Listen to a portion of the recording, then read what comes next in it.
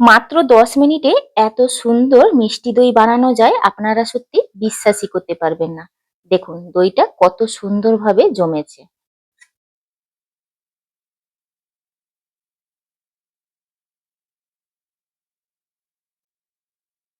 নমস্কার বন্ধুরা, আমার চ্যানেলে আপনাদের সবাইকে স্বাগত। আজকে 10 মিনিটে মিষ্টি দই বানিয়ে দেখাবো, একদমই দোকানের মতন। চলুন কিভাবে বানাচ্ছি দেখে নেওয়া যাক এত সুন্দর মিষ্টি দইটি। একটা বাটিতে হাফ বাটি জল আমি গরম করে নেব, ঈষৎ উষ্ণ গরম জল লাগবে। একটা বাটিতে আমি 10 টাকা দামের গুঁড়ো দুধ নিয়ে নিচ্ছি। দুটো 10 টাকা দামের গুঁড়ো দুধের প্যাকেট নিয়েছি। গরম জলটা এর মধ্যে নিয়ে নিচ্ছি। দুধটাকে এইভাবে গুলে এক সাইড করে রাখবো। এই দুধটা আমি এক সাইড করে রেখে দেব। ওই কড়াইতে আমি পরিমাণ অনুযায়ী চিনি দিয়ে দিচ্ছি। চিনিটাকে এই পর্যায়ে কোনোভাবে নাড়াচাড়া করব না, ক্যারামেল তৈরি করে নেব।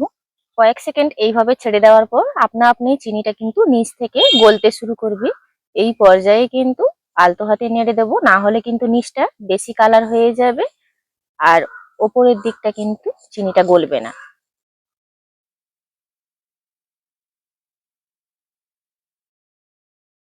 এখানে দেখুন চিনিটা গলতে শুরু করেছে। এই পর্যায়ে কিন্তু একটু কন্টিনিউ নাড়াচাড়া করতে হবে, না হলে কিন্তু বেশি লাল হয়ে গেলে তেতো হয়ে যাবে।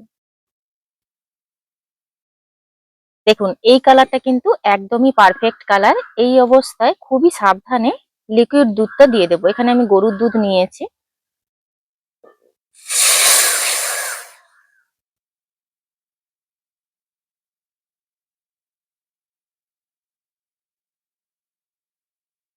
এখানে আমি হাফ লিটার গরুর দুধ নিয়েছি।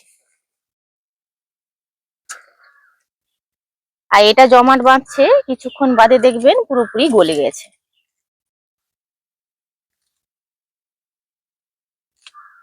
এটা দুধটা যখন ফুটবে তখন কিন্তু এটা আপনা আপনি গলে যাবে।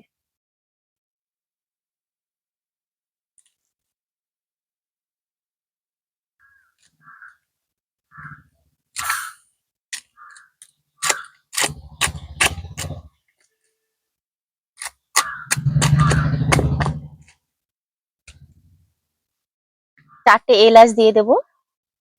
এবার এই দুধটাকে কিন্তু জাল করে আমি ঘন করে নেব।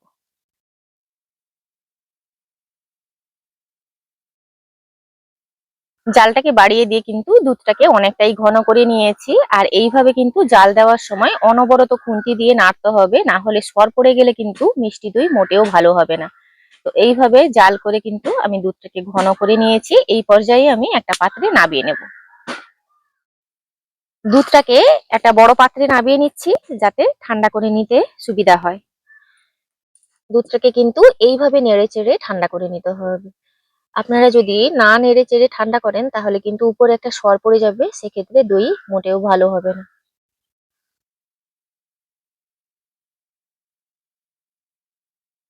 কড়াইতে আমি জল দিয়ে দিচ্ছি, জলটা ফুটতে থাকুক।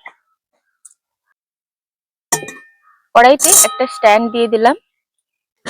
এখানে আমি 4 চামচ দই নিয়েছি। এই চামচেরই 4 চামচ দইটা কিন্তু 15 মিনিট আগে এইভাবে স্ট্রেনারে দিয়ে রেখেছি যাতে অতিরিক্ত জলটা ঝরে যায়। এটা কিন্তু খুবই ইম্পর্টেন্ট। দই কিন্তু বসাতে গেলে দই বীজটা যে নেবেন জলটা ঝরিয়ে নিতে হবে, না হলে কিন্তু দই থেকে জল কাটবে। মানে দইটা তৈরি হওয়ার পর দই থেকে জল কাটবে, জল সমেত যদি দই বীজ ব্যবহার করা হয়। এই পাত্রে নিয়ে নিলাম। দোকানের মতন একদম পারফেক্ট দই বানানোর জন্য এখানে আমি হাফ টি স্পুন কর্নফ্লাওয়ার ব্যবহার করছি। এই যে দেখুন, হাফ টি স্পুন কর্নফ্লাওয়ার ব্যবহার করছি। না করলেও কোনো অসুবিধা নেই, সেক্ষেত্রে একটু দইটা এত ভালো জমবে না। এবার একটা হ্যান্ড উইস্কের সাহায্যে দই আর কর্নফ্লাওয়ারটা খুব ভালোভাবে ফেটিয়ে নেব, যতক্ষণ না ক্রিমের পর্যায়ে চলে আসছে দইটা। এই যে দেখুন দইটা পুরো ক্রিমের মতন হয়ে গেছে। প্রথমে যে আমি গুঁড়ো দুধটা গুলে রেখেছিলাম সেটা এই দইয়ের মধ্যে মিক্স করে নেব।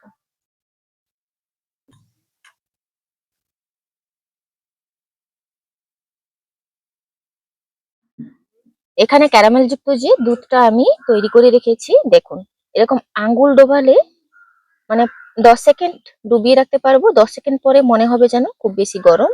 আবার তুলে নিতে হবে, এরকমই গরম নিতে হবে। গুঁড়ো দুধের সঙ্গে দইটা যে আমি মিশিয়ে রেখেছিলাম সেটা অল্প অল্প দেব আর এটার সঙ্গে মেলাতে থাকবো।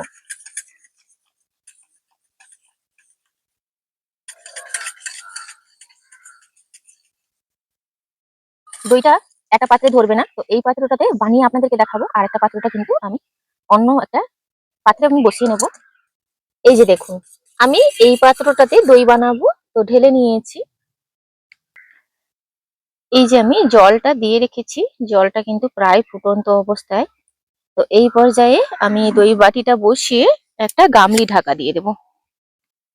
এরকম একটা গামলি ঢাকা দিয়ে দিচ্ছি। ফয়েল পেপার যেহেতু নেই, তাহলে কিন্তু ফয়েল পেপারটা দিয়ে কভার করে নিলে ভালো হয়, দিলে উপরে বাষ্পীয় জলটা পড়বে না। তো এইভাবে আমি ঢাকা দিয়ে দিচ্ছি 10 মিনিট। 10 মিনিট কিন্তু দইটাকে এইভাবে স্টিম করে নিয়েছি।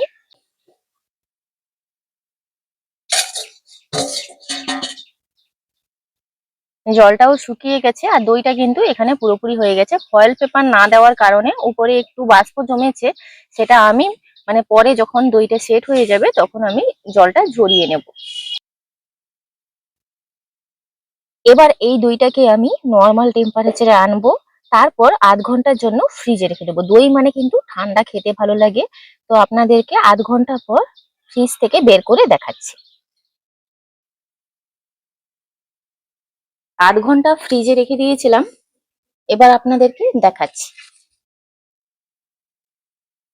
দইটা দেখুন কত সুন্দরভাবে জমেছে, আপনারা দেখলেই বুঝতে পাচ্ছেন যে এটা কত সুন্দর জমাট বেঁধেছে।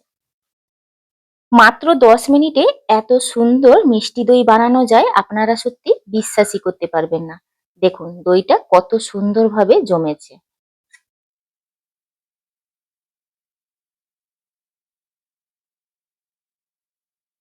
আপনারা দেখতেই পেলেন কত সহজে কিন্তু 10-15 মিনিটের মধ্যে এত সুন্দর মিষ্টি দই বানিয়ে নিতে পারলাম। স্বাদের কথা কি বলবো, দোকানের থেকে কম কিছু নয়, এক অংশেও কম কিছু নয়। আজকের ভিডিওটি এখানেই শেষ করছি, দেখা হচ্ছে পরবর্তী একটা নতুন পর্বে। ভিডিওটি ভালো লাগলে লাইক শেয়ার কমেন্ট করবেন। আপনারা সবাই ভালো থাকবেন, সুস্থ থাকবেন, সাবধানে থাকবেন।